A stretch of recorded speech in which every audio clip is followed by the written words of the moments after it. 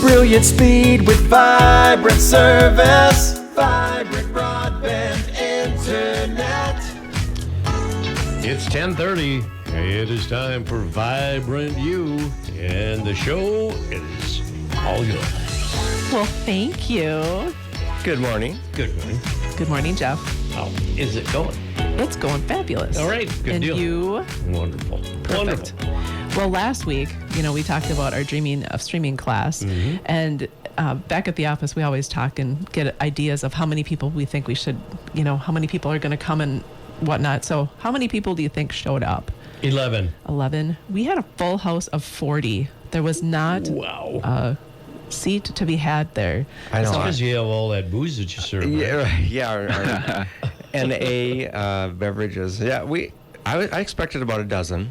Yeah. And we did do an e-blast. We had it out on social media. Of course, we talked about it on the radio show and stuff like that. But then people just kept coming in. And it's like, wow, this is awesome. Yeah. It was awesome. Yeah.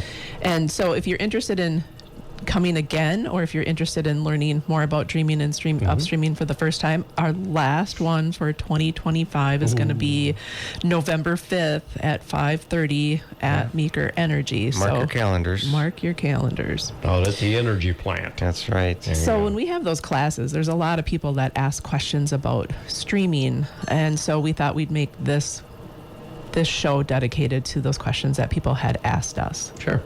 Yeah, and Bo is going to start out with, what is the difference between streaming devices?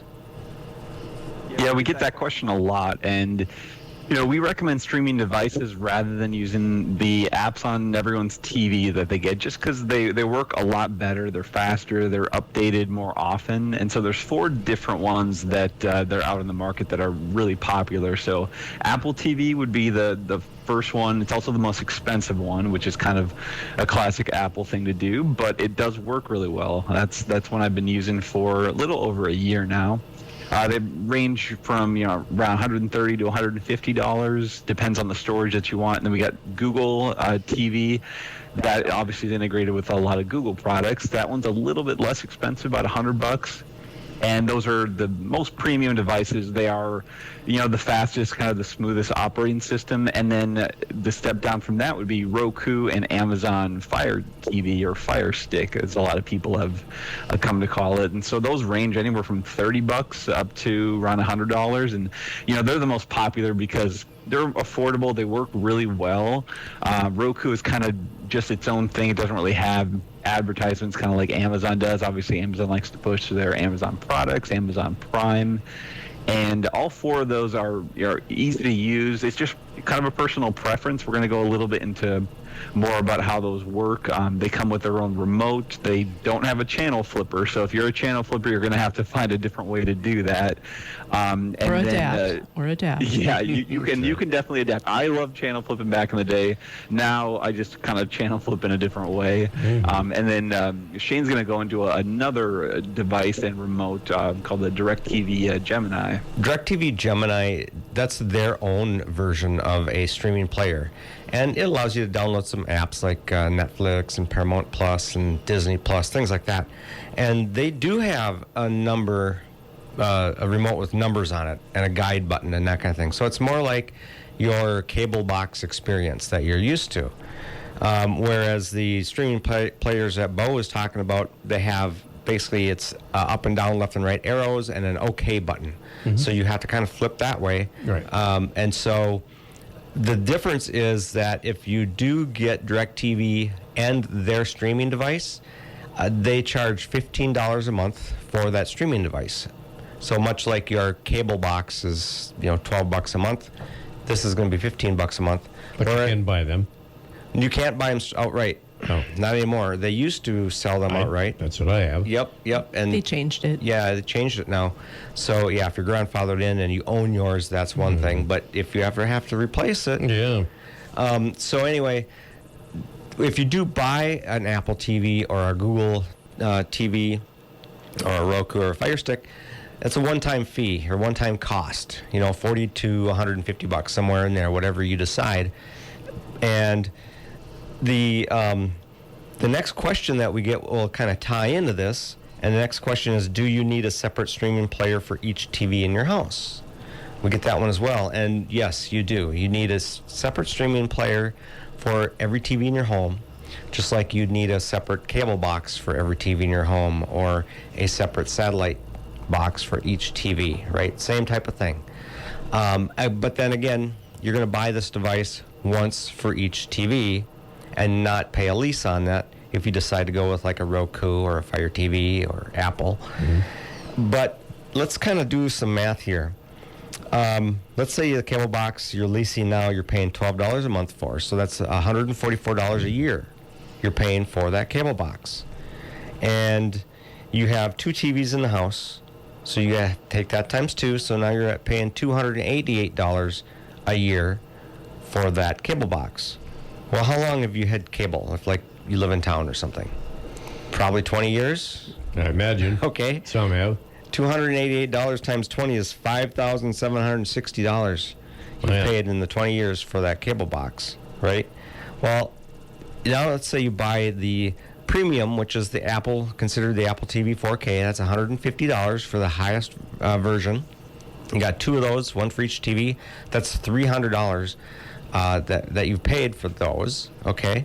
And let's say within that 20 years, you've had to buy that 3 times, let's say just for upgrades and they've gone out of date, things like that. You've paid $900 in that same 20 years for a streaming box. Well, that's a savings of almost $5,000 in 20 years by getting a streaming device. So that's one of the reasons that we recommend streaming, is that you can buy the box once and you're good for a while.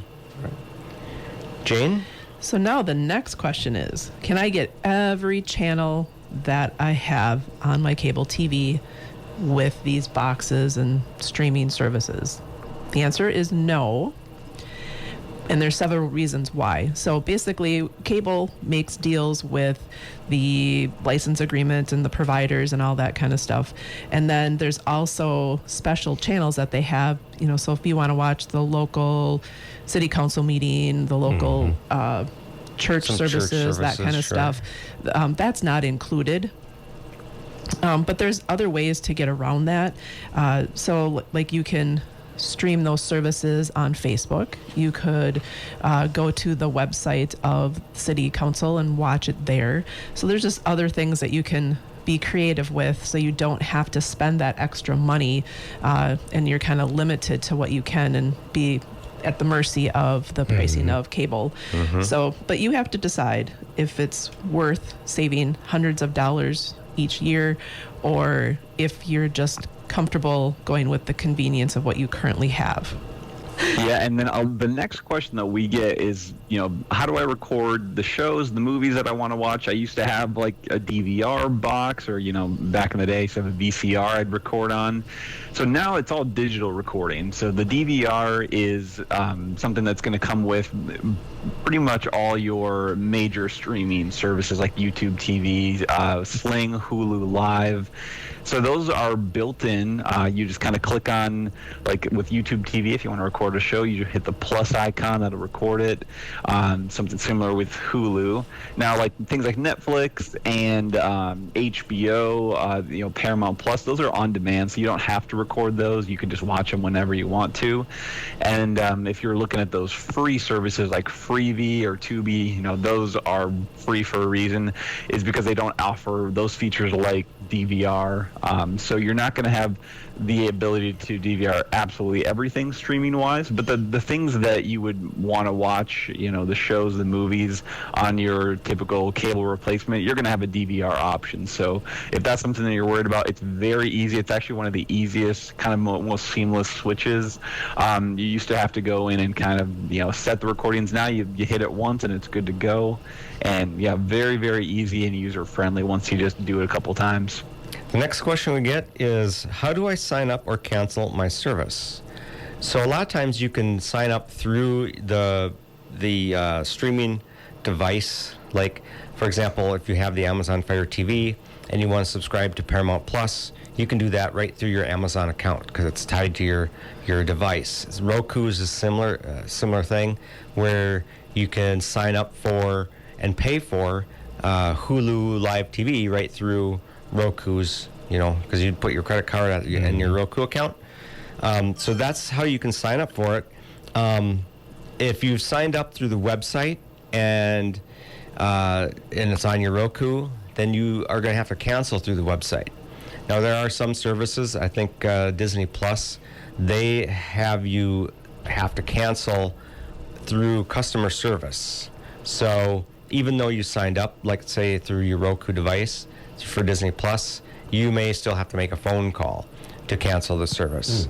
So it's kind of tricky. You have to learn how each one does it. Right. But here, I'm going to say that AI is your friend.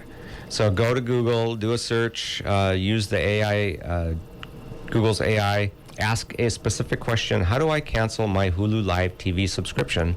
And then it should come up with the step-by-step instructions on how to do it. So that's a question that we do get once in a while as well. And Jane, what's the next question? Well, the next question is, do I need to pay for a streaming service twice if I go south for the winter?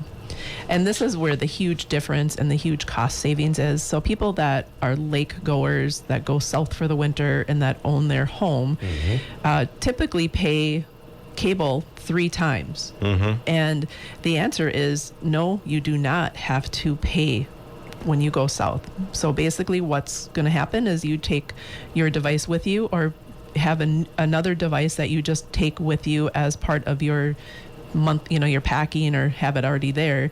And so you just take the streaming service with you. You're going on vacation, or you're being a snowbird. You're just set up and you're watching the same things, and your profile on those devices are the same. So the TV knows exactly what you like to watch. It's already recording because you've already set that up. It's seamless. The other thing that is very that we utilize quite a bit is you can also watch your TV on other devices. So if I'm traveling to go see Lauren in Arizona and I've downloaded Netflix, I'm going to watch a show there. Or if I'm watching a game, I can go into my Hulu Live app and watch that as well. Watching the Vikings in the deer stand. There you go. Yes, absolutely. I've done that before. Oh, yeah. Absolutely. Yeah. So now it boils down to how much bandwidth do you need, right, Bo? Right, that's a question we get all the time. It's sometimes it just seems like a confusing measurement. They're not, people aren't sure what they need, what they have now.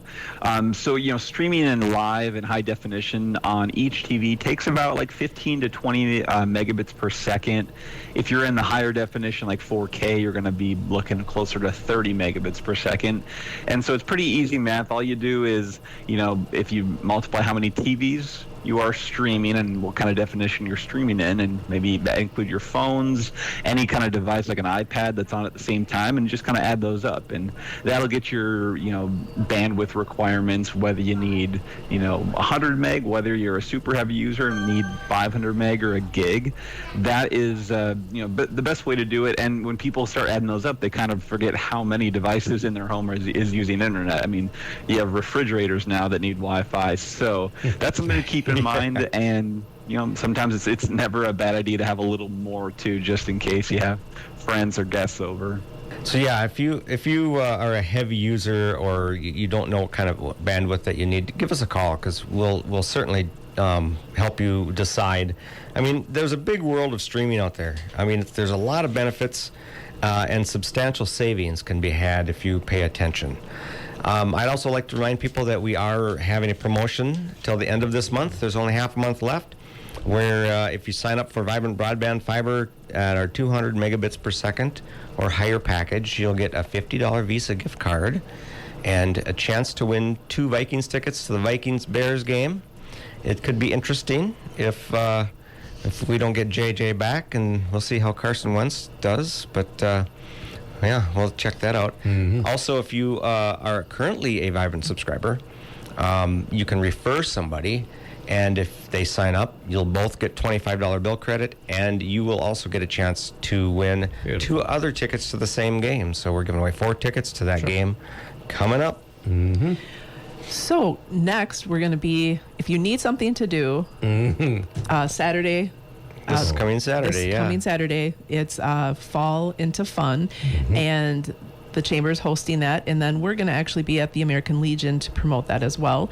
So we're going to be out there 10 a.m. to 2 p.m. So come on For the out. American Legion Car and Bike Show. There you go. Yep. Lots of fun. Are you going to bring your puppy again? I hope so. Yes, we got. I have to be there early because I do have to leave early. But Okay. Okay. Bring Copper. Yeah. Copper. I always want to say Cooper, but I Yeah. know it's Copper. Anyway, if you have any questions about streaming or the American Legion event, give us a call. We're at 693-3231, or learn more about us at vibrantbroadband.com. Catch us on the replay for Facebook or YouTube channel. Search for Vibrant Broadband, and then listen live every Wednesday at 10:30 on KLFD. All right. Thank you, everybody, for listening. Thank you, Jeff, for having us. My name is Shane. I'm Jane. And I'm Bo. Tune in next week for another Vibrant You Live. Brilliant speed with vibrant service. Vibrant broadband internet. Vibrant broadband internet.